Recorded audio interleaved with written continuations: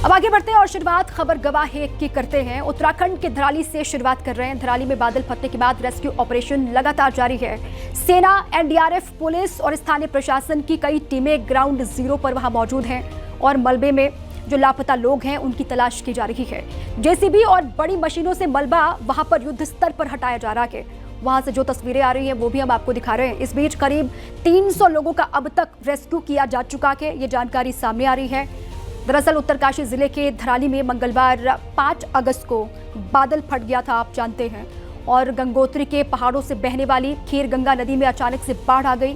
तेज रफ्तार पानी के साथ आए मलबे ने महज 34 सेकंड में ही धराली गांव को जमींदोज कर दिया था और उसके बाद से लगातार यहां पर रेस्क्यू ऑपरेशन चल रहा है। लापता लोगों की तलाश की जा रही है मलबे के नीचे और एनडीआरएफ, एसडीआरएफ, सेना, आईटीबीपी के जवान सब यहां पर मौजूद हैं। और जो अभी तक का डेटा सामने आया है, तकरीबन 300 लोगों को अभी तक रेस्क्यू किया जा चुका है, ये जानकारी है। उत्तरकाशी के भटवाड़ी में क्षतिग्रस्त सड़क को ठीक कर लिया गया। यहां लैंडस्लाइड के चलते सड़क का बड़ा हिस्सा धंस गया था, जिसे ठीक करने में बीआरओ और पीडब्ल्यूडी की टीमें लगातार जुटी हुई थी। 24 घंटे की कड़ी मशक्कत के बाद यहां वैकल्पिक मार्ग तैयार किया गया है, जिसके बाद यहां से एनडीआरएफ और एसडीआरएफ की गाड़ियां धराली की ओर बढ़ गई है। इस मार्ग से अब टीमें गंगनानी रवाना हो गई हैं, जहां सेना ब्रिज बनाने का काम शुरू करेगी।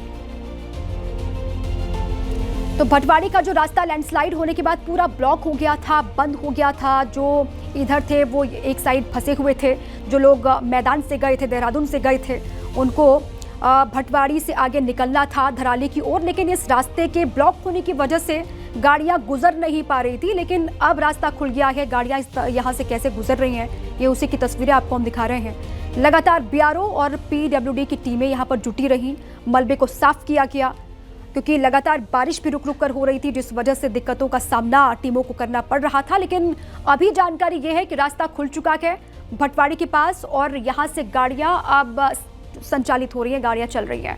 एबीपी न्यूज संवाददाता बलराम पांडे की एक रिपोर्ट यहीं से आपको हम दिखाते हैं। इस वक्त एबीपी न्यूज की टीम उसी गंगनानी ब्रिज पर पहुंची है जो पूरी तरह से वॉश आउट हो गया है और आप देख सकते हैं कि एसडीआरएफ की टीम यहां पर पहुंची, बीआरओ के लोग हैं वो भी यहां पर पहुंचे हुए हैं कि किस तरीके से इस पुल को तैयार किया जाएगा, क्योंकि जब तक ये पुल तैयार नहीं होता है तब तक धराली जाना पूरी तरह से असंभव है, क्योंकि यही एक मार्ग है जिसके जरिए हम धराली तक पहुंच सकते हैं। लेकिन जो संपर्क मार्ग है वो पूरी तरह से टूट गया है, क्योंकि ये जो ब्रिज है ये पूरी तरीके से वॉश आउट हो गया है। जो एसडीआरएफ की टीम है, जो बीआरओ की टीम है, जो स्थानीय प्रशासन है वो पहुंचा है ताकि इस पुल को जल्द से जल्द तैयार किया जाए और अब जो पुल को बनाने का काम है वो शुरू होगा और माना जा रहा है कि 24 से 48 घंटे का वक्त लग सकता है। लेकिन जिस तरीके से ये जो पुल है जो वॉश आउट हुआ है वो अपने आप में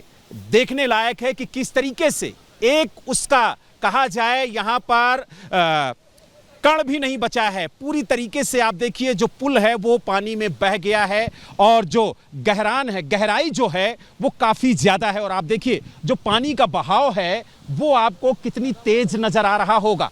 दो छोर आपको नज़र आ रहे होंगे, लेकिन इस छोर पर जो पुल था वो पूरी तरीके से वॉश आउट हो गया है और यही वजह है कि उस पार जाने के लिए कोई रास्ता नहीं है। जो एसडीआरएफ की टीम है, एनडीआरएफ की टीम है, जो सेना की टीम है, जो बीआरओ की टीम है वो जुटी हुई है और माना जा रहा है कि 24 से 48 घंटे के अंदर इस पुल को तैयार कर लिया जाएगा और उसके बाद जो सड़क मार्ग टूट चुका है धराली के लिए वो फिर से जुड़ जाएगा।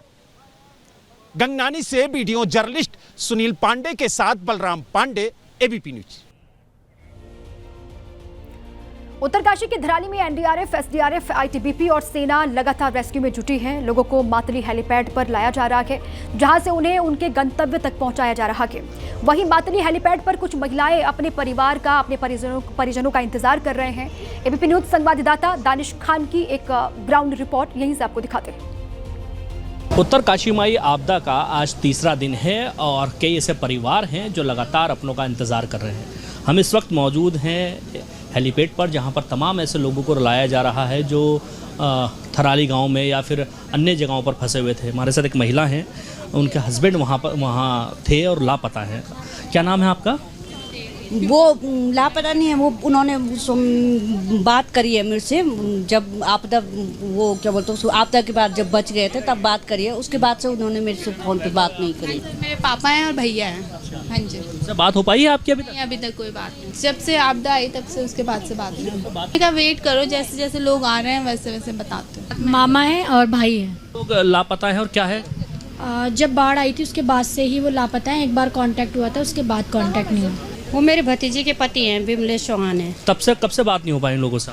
जब बाढ़ आई थी उसी टाइम पे हुई, 2 सेकंड बात हुई, उसके बाद नहीं हुई बात। तो कई महिलाएं हैं जो अपनों के इंतज़ार में हैं, इस वक्त यहाँ आईटीबीपी के कैंप में मौजूद हैं और लगातार ये लोग प्रार्थना कर रहे हैं ऊपर वाले से किसी तरह से जो हेलीकॉप्टर उतरता है उसमें कोई इनका अपना हो।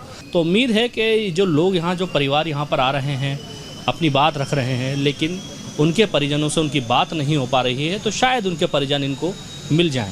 Danish Khan, ABP news, Uttarkashi. धराली में जो आपदा आई उसके बाद चारों ओर सिर्फ मलबा ही मलबा दिखाई दे रहा है। जेसीबी की मदद से मलबे को यहां लगातार हटाया भी जा रहा है। वहीं जिन लोगों के घरों में मलबा दाखिल हुआ वहां तबाही का आलम है। घरों के अंदर रखा सारा सामान तहस नहस हो गया। एनडीआरएफ, एसडीआरएफ, आईटीबीपी और सेना के जवान फंसे लोगों को सुरक्षित निकाल रखे हैं। प्रभावित लोगों को सेना के कैंप में ठहराया जा रहा है, जहां उनके खाने पीने की व्यवस्था की जा रही है। और सरकार की ओर से भी कहा गया है कि पूरे इंतजाम किए गए हैं। जिन लोगों को रेस्क्यू करके सुरक्षित बचाया जा रहा है उनके खाने पीने की भी, और सकुशल उनको उनके परिजनों तक पहुंचाना ये सरकार की जिम्मेदारी है। ये देखिए आप किस तरीके से पूरा मलबा ही मलबा दिखाई दे रहा है। यहाँ पर होटल्स थे, लोगों के आशियाने थे, वो पूरी तरीके से मलबे के नीचे दब गए और रेस्क्यू ऑपरेशन यहाँ पर चल रहा है। जो घर बचे हुए हैं उनके भीतर भी मलबा दाखिल हुआ के सारा सामान लोगों का तहस नहस हो गया, बर्बाद हो गया। और अभी तक 300 लोगों का रेस्क्यू किया गया है। अब भी एनडीआरएफ की टीम वहां पर, एसडीआरएफ, आईटीबीपी, सेना के जवान जो दिन रात एक करके यहाँ रेस्क्यू ऑपरेशन में जुटे हैं, ताकि जो लोग मलबे के नीचे दबे हैं, जो जिंदगियां वहां पर दबी हुई हैं, उन सभी को बाहर सुरक्षित निकाल लिया जाए। ये 2 तस्वीर आपको हम दिखा रहे हैं। एक तो ये धराली का ये पहला जो फुटेज है वो आपके सामने तस्वीर, किस तरीके से पूरा मलबा चारों ओर आपको दिखाई दे रहा है। और दूसरी तस्वीर है जो घर वहां पर अभी बचे हैं, उनके अंदर भी मलबा किस तरीके से घुसा हुआ है। पूरा मलबा घर में समाया हुआ है, जिसको जेसीबी की मदद से हटाया जा रहा है। मलबे को यहाँ से पहले साफ किया जाएगा, उसके बाद लोग अपने अपने घरों की तरफ रुख करेंगे। लेकिन अभी वहां पर हालात ऐसे हैं नहीं कि लोग इन मकानों के भीतर रह पाए, क्योंकि पूरा मलबा समा किया के ऊपर से जो मलबा आया, बड़े बड़े पत्थर आए, बोल्डर आए, वो सीधे आपको नीचे जहां पर होटल्स, लोगों के घर, वहां पर पहुंचे। लेकिन जो आसपास के कुछ घर रह गए, जो बच गए, होटल्स जो रह गए, उसके अंदर मलबा पूरी तरीके से भरा हुआ है। और जेसीबी की मदद से सभी घरों को साफ करने का काम वहां पर किया जा रहा है। टीमें लगातार वहां मौजूद हैं और सरकार की भी नजर है। खुद मुख्यमंत्री पुष्कर सिंह धामी मॉनिटरिंग कर रहे हैं। और धराली से जो भी अपडेट उससे लगातार एबीपी न्यूज़ आपको रूबरू करवाएगा। बहरहाल आगे बढ़ते हैं, हिमाचल प्रदेश का रुख करते हैं और यहाँ के कुल्लू में भी कुदरत का कहर लगातार जारी है। पराशर बागी नाले में लैंडस्लाइड के बाद भारी नुकसान यहाँ हुआ और भारी बारिश के बाद पहाड़ी का एक बड़ा हिस्सा दरक गया। ये देखिए आप, लैंडस्लाइड की तस्वीर आपको हम दिखा रहे हैं। भारी बारिश हिमाचल में भी जारी है और ये जगह जहाँ लैंडस्लाइड हुआ है इसका नाम बताया जा रहा है पराशर बागी नाला। और ऊपर से ये पूरा भूस्खलन होता हुआ आपको दिखाई दे रहा है। अब इस बड़े हिस्से को, पहाड़ी के बड़े हिस्से को जो दरका है वो नीचे गिरा।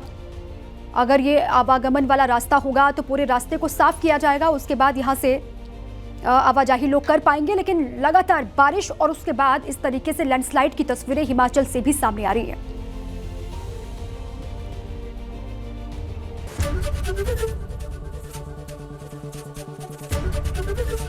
एबीपी गंगा, खबर आपकी, जुबान आपकी।